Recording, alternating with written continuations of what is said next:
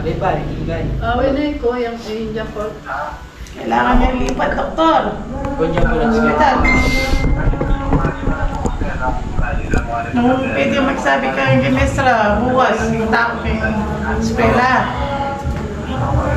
Sabi na kayo, aling kayo manulog. Papurin mo yung lalaki na rin ano. Ako lang maningat. Paluban mo. Paluban mo. Eh baling itulin, absent yan. Ano? Absent yan eh. Oh. Baba. Sige ako naman eh. Okay. Kasi yung anak mo, my God, paano na ibig mag-absent? Hindi ako. Start Sige you. na, papurin mo.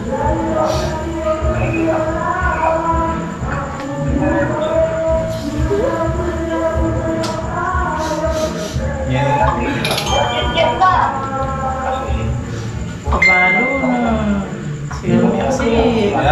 Joke lang din kami sinabi.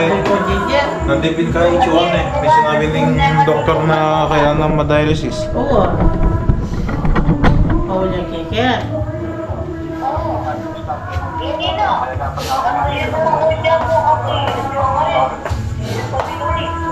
Maraming kain na kantag yung... Dapat lang kasi kanina diretso. Oo. Kaya lingap. At yun yung kedi ko, Jejep, kan kaya ako. At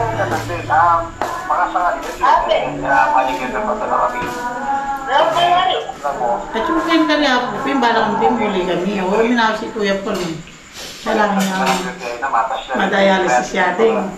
Oo, hindi ako nili pa may hospital. Eh, may ingat kin pamangan. Kita Sina malaki kayo, lingatin lang ako bro. Eh, may ingat. Kita Saka kayo ma. Kuya, ingin kulot. Mutaya ka rin Kuya Paul magmaniyaw ang galingap. Kinta rin may hinaya. Diyan kapilan. Hindi rin may hinaya kinta rin. Ay? Yan yung bagay eh. Kanting doon na rin. Sige, pag sabihin ko, Jejep mo, papauli kikin, total alas sikas na may loob na, tune ako kanita. Pero ikaw yung mungkulot. Ayaw ko ba? Po. Oo, ikaw yung mungkulot talaga yung makalok. Siyempre, siya yung pinakakain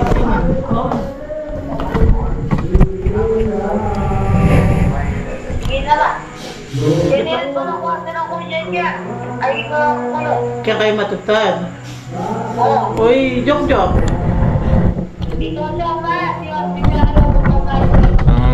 Ang pinag-uusapan po namin ngayon, si ate. Yung mama ni Pauline at Ian. Nung mga nakaraang araw po kasi may iniinda na siya sakit. Kaso hindi makauwi.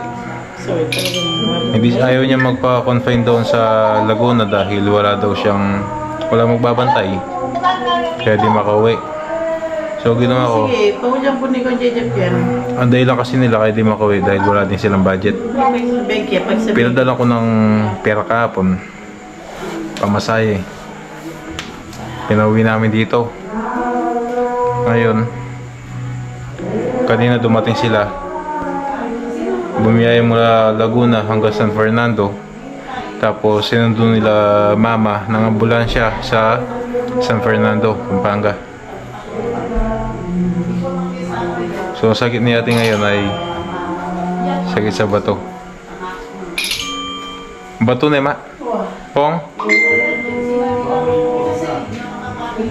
Sabi ng doktor kanina, galing kasi ako ng hospital ngayon eh. Nasa hospital na si ate na confine na. Kaya galing ako sa trabaho, dumiretso nga sa hospital. Sabi ng doktor, kailangan daw ma-dialysis si ate. Kailangan daw dialysis.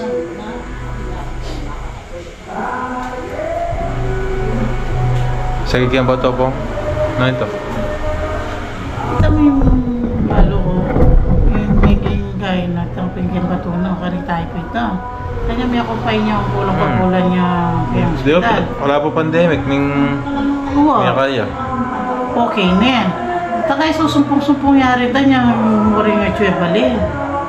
At niya yung mapanulong ko nito. Kaya nasi nga din ko. Eh, si bisa magandam eh. Masisibutok yate mo po tang kasabihanan na yung maya po. Iya pong magkarong yung maya. Iya ko. Saan nalipo na talaga po rin sabihanan? Ay, susumbong niya pa nga po mong itang. Kesyo ano yan po pa rin yung kanya-biyanan. Kesyo mo kanyan, makanyan. Yan naman para ka ako ito. Kaya mo rin. Sibutok yate mo. Makalo pa na yan. Kanamela. Malala ng kaya mo kanyan. Hindi mo mawaring magkaya, maluway tamo. Yan ang magyati kayong emebo rin kayan. Isipanan mo. Problema kan, kaya katamuhan. Hindi kaya yung sarili mo. Kamaan ka pa magkasayang tamo saan naman. Hindi yung sarili na naman. Di pa mga doang anak. Ayaw. Tita Pine, sinabi ko na kaya Len. Kaya mo rin ko papabalik sarili mo kasi kung mo rin anak mo. Mga lantila ko. Kaya mo kayo para yung malyari. So, lagay na yate ngayon. Hindi siya kumakain. Sobrang payat. Hindi makapagsalita na maayos. At hindi makalakad. Yan po ilagay ni ate ngayon. Tapos kanina, nakita ko nahirapan siyang huminga. So naka siya ngayon, oxygen. Tapos sabi nga doon, kailangan daw ma-dialysis. Just may pasagol yung sarto ko nagpaluban eh. Oh. Wow, 150,000. Wow. Kasi itang bayo na nurse siya kay district. Kausap ni Lola si Papa. Si Papa po kasi wala, nasa trabaho. Makakain eh, kahit naging dialysis. Pero ating may balita ka rin. Lifetime yung dialysis, di ba? Lifetime? Lifetime. Ay, mo rin. Masikain ko na ba akong kaya, akong boy. Yeah, sure to yun. Muna nga lang yung pasuporto yung sarili na. Hindi pa kain. Nakita na rin kayo din eh. Doktor, punta ka no, ting lahita ka ni masik yung bato. Sabi ko hindi, tara malaking sakit yung bato eh. Alam mo, papa. Sakit yung bato, lahita yung sakit yung bato po. Lahita yung sakit yung bato? Nino? Kaya tama? Tinlahi yung sakit ba to? Laman. Ano naman may kakilahi yan eh, king kakanan. Yung may kakilahi, high blood. Manahaning kay asthma. Yan, manahaning anak. Ako. Kasi, halimbawa, imamo, may kaya na kaya yapo. Ama na ke. Pero high blood yung ama no kama ko. Di takmong kaya talaga. Mitatas ka presyon. Totoo. Ang pangunong iyakarin maning akin pamangan. Talaga mitas ka presyon. Anyang ini ang dyan Ako yung asma. ating ulam kay kene. Ako, Ay, kaya asma makakain mo rin ko. agyang brime ka na, nung gaganakan mo, magbalik itang mitas ka presyon, midalaan na naman doktor. Ay, alina. Mag-ulam na ako mong palagalaga kin. Dalawang kaya niya ni ganyan. Ilipay natin ko. Hindi pa yan, anak. Hindi pa yan. Puta yung regular district. Nalilipat. Papalipat na naman. Kang stock yun. Lingap. Pero kanito rin kaya kang matches. Ring up po ng letting. Hanggang atin niya kinain yung mayor, atin niya makakain. Maanya na kondo. Maanya dapat ano deposito rin, doktor. 95,000. Ano ka. Pero subukan tayo. Kahit tayo. Kahit ano, ako mapirang pagkain mo. Pang down payment. Kung sakaling manyat lang. Hindi, mamalim mo. Basta ako, okay mo. Bahala na yung mayor yung lapitan tangay. Ha? Uwa. Uwa. Pero ala yung kain mo, gagaling mo. Pwede lang ilipat. Yun ang kaya reklamo ng doktor. Uli, bala akong in-order na yung doktor, mapalik ka Sinabi na. na. Sinabi na. Ang bala natin, balik ang palikot. Jay! Palipad yung ang hospital. Ano pala, pwede nga ilipat. Mabulang ikaw makakain ka rin. Pero sigurado, tinakahit na bill. Sigurado. Bill, wala na mabayaran kayo ng district public.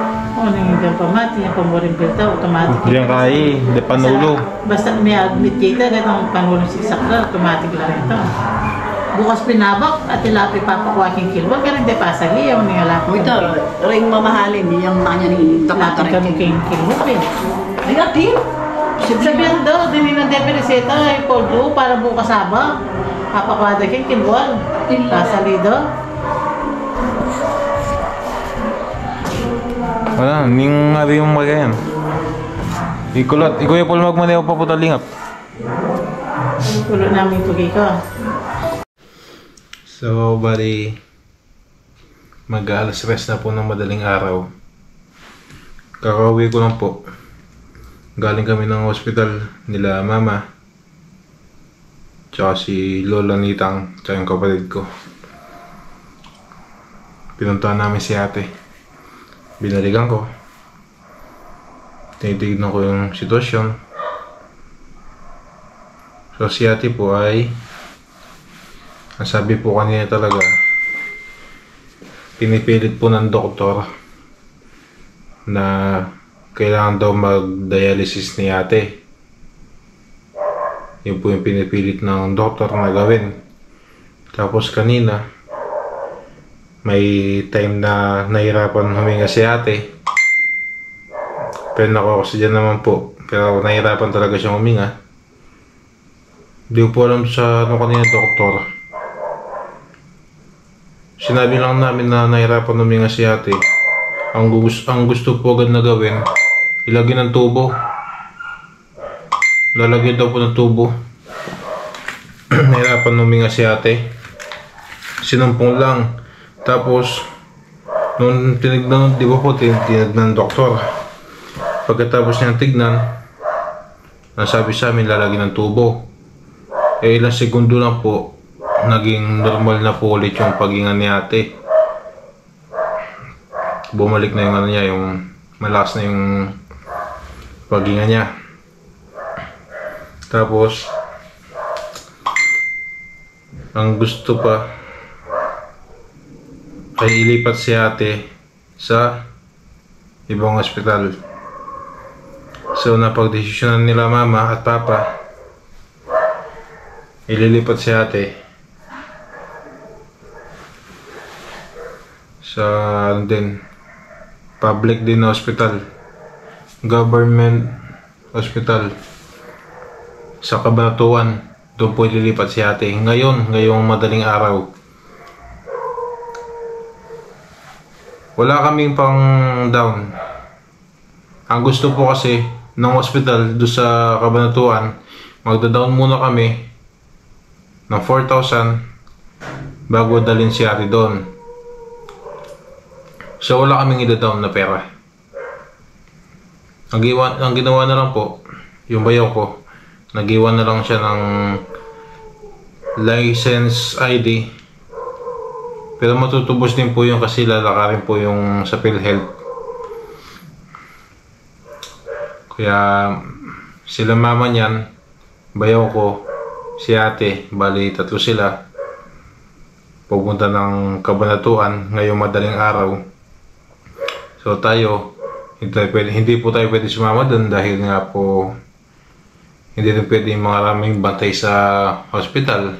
Lalo na po yun, public. Sigurado maraming tao. So, ang sinasabi talaga nila, pagdating doon, titignan muna.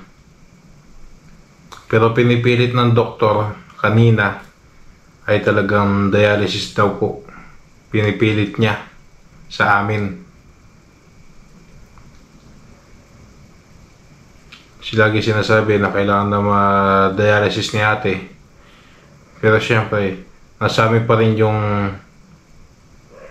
final answer kung papayag ba or hindi. Pinag-iisipan pa ngayon nila mama at papa kung madadialysis si ate. Kasi alam na po natin pag dialysis, lifetime na po yun eh. mahal din po yung magpa-dialysis. Wala naman po tayong maraming pera. Wala tayong pera pagdating doon. Una po, may inopera po sila sa amin na hospital dito sa Arayat. Ang kaso lang, nung nalaman namin kung magkano yung babayaran sa isang araw, hindi namin kaya. Dahil ang sabi sa amin, sa loob ng 24 hours, pag nag-stay siya doon sa hospital, magbabayad siya na nasa 100,000 plus. Isang araw lang po yun. Isa po kami kukuha ng ganong karaging pera. 100,000 plus, isang araw. Sa totoo lang kanina, kinakausap ko si ate. Hindi ko lang binibideo kasi bawal din mag-video doon. Kinakausap ko siya kanina. Inaalalayan, ilang oras po kami nandoon. Mula nung pag-uwi ko ng kanina, mag-10 hanggang mag-alas 3, nandoon kami. Ang kinakausap ko si ate, magpalakas siya, magpagaling para sa mga anak niya, para kay Ian at Pauline. Kailangan niya magpalakas. Nakakaawa makita si ate na nagkakaganan. Huling uwi niya dito, napakalakas niya. Tapos ngayon na nakabalik siya, gaya na po yung sitwasyon niya. Mahina, may sakit, lalong namayat. Sana gumaling na po si ate. Sana sa gamot, makuha pa sa gamot, sana. Sa mga toto, hinihiling ko po sa inyo, pagdasal po natin si ate na gumaling para sa mga anak niya at para sa aming pamilya niya. Maraming salamat po mga toto.